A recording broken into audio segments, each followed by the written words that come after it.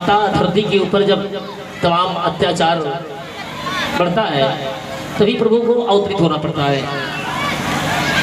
एक बार एक छोटी सी कथा हम बताते हैं। जब त्रेता युग आया, जैसे भगवान प्रभु मेरे जन्म लिए पुरुषोत्तम भगवान श्री रामचंद्र जी, वैसे ये पता चला कि इधर जो है श्री विश्वामित्र जी महाराज यज्ञ कर रहे हैं, धर्म का प्रचार कर रहे हैं, यज्ञ अनुष्ठान कर रहे हैं। लेकिन उस यज्ञ अनुष्ठान में जो है अवरोध पहुंचा रहे हैं राक्षस लोग। तो सोचा कि ये तो यज्ञ नहीं हो पाएगी, तो हम किसके पास जाएं। उस समय अयोध्यापति राजा दशरथ पहुंच गए, उनके पास पहुंचे तो दशरथ जी ने नमन बंदन किया। बैठिए महाराज जी आए, कैसे आना हुआ, कहा सुनो। मैं यज्ञ जिस समय करता हूँ तुझे मुझको निश्चर देते हैं। पूजा सामग्री हवन कुंड सब नष्ट भ्रष्ट कर देते हैं। पूजा सामग्री हवन कुंड सब नष्ट भ्रष्ट कर देते हैं। पूजा सामग्री हवन कुंड सब नष्ट भ्रष्ट कर देते हैं। तो कहा महाराज जी क्या करें हम, हमारे काबिल सेवा आप बताइए, हम क्या करें। तो कहा सुनो, तू अपने पुत्र राम लक्ष्मण जय हो ते सौंप मुझे कुछ दिवसों को जय हो। इसमें है तुझको पूर्ण सुयस कल्याण हर्ष उन दोनों को। इसमें है तुमको पूर्ण रस कल्याण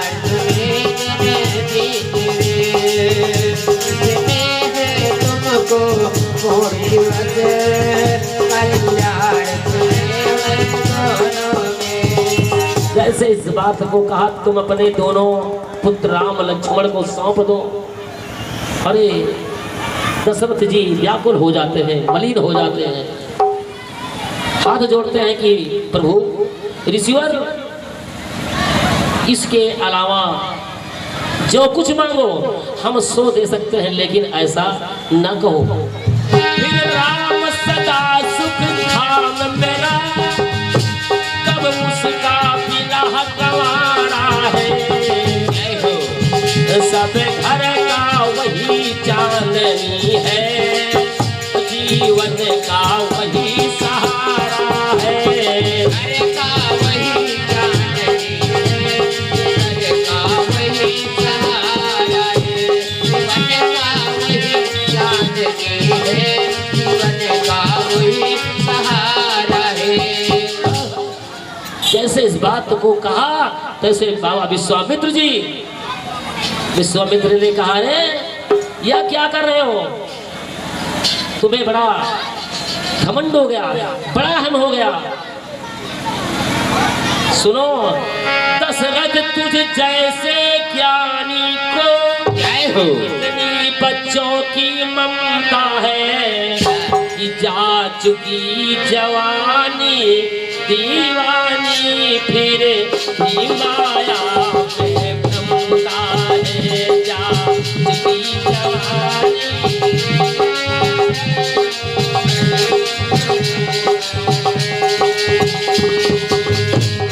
उपकार संत का करने में जय हो इतना विलंब इतनी अड़चन। कुछ दिन को उनके देने में इतने बातें इतनी उलझन।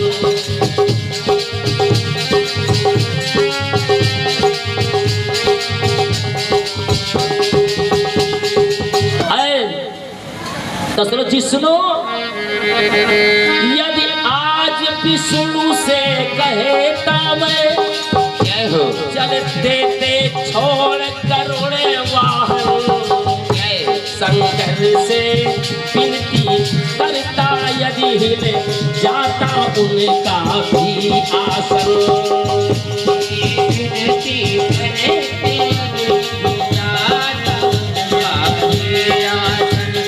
अगर मैं शंकर से कहता तो वो आसन छोड़ देते और तुमसे मैं भीख मांगा और तुम जो है घमंड के रूप में बात कर रहे हो। जय हो। अरे देखा जभी वशिष्ठ ने ऋषि को है संताप,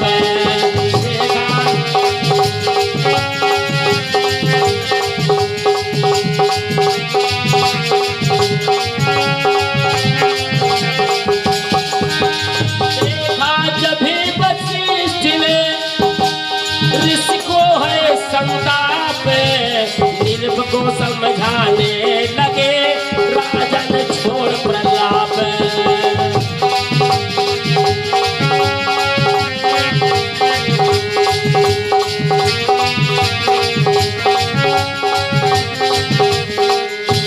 सियावर रामचंद्र की जय हो।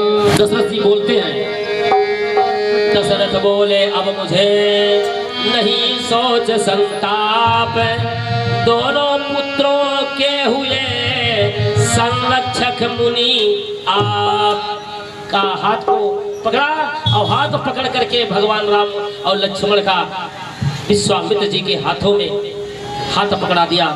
कहा प्रभु इनको ले जाओ, इन्हीं के साथ जो राम और लक्ष्मण दोनों धनुष बाण को लेकर के और गुरु विश्वामित्र की यज्ञ की रक्षा करने के लिए तैयार हो गए। कहा प्रभु आप जो है यज्ञ कीजिए। अब यज्ञ के सामने खड़े होकर के धनुष बाण लेकर के खड़े हैं। अब यज्ञ शुरू हो गया। आरंभ यज्ञ के होते ही असुरों का मंडल आ पहुंचा, असुरों का मंडल आ पहुंचा, असुरों का मंडल कांप उठा।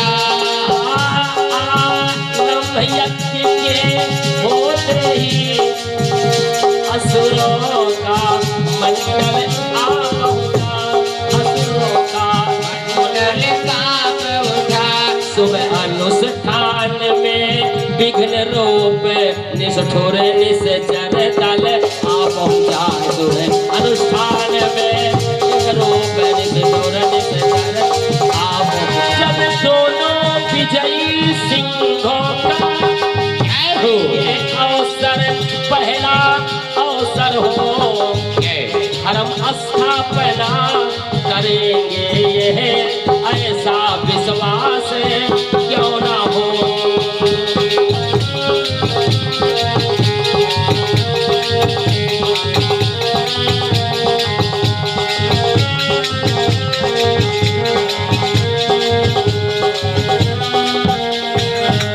क्षण में सुबाहु रजनीचर को अर्पण कर किया अग्नि सर के, मारीच नीच को उड़ा दिया सौ जो जल पार समुंदर के।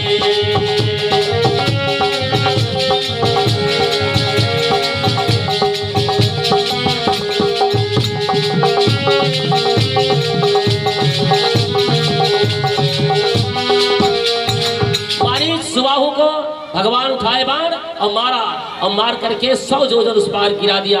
जब गिरा दिया तो प्रभु मेरे प्रभु राम चलते हैं।